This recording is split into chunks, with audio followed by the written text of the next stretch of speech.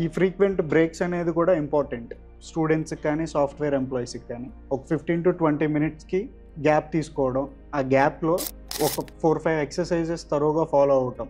అవేంటంటే cervical strengthening exercises or cervical movements అంటాం.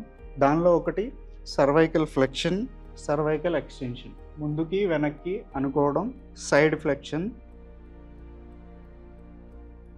Cervical rotations. ఇవి మీ ఫ్రీక్వెంట్ బ్రేక్స్లో చేసుకుంటూ ఉంటే మెడ మీద అంత స్ట్రెయిన్ అవ్వదు.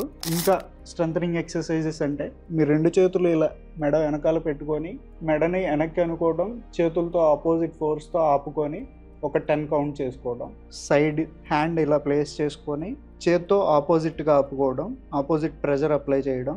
And on the other side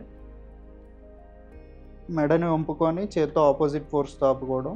and on the front side ఇలా ఫోర్ హెడ్ మీద ఒక హ్యాండ్ ప్లేస్ చేసుకొని చిన్ ఫార్వర్డ్ చేసుకోవడం.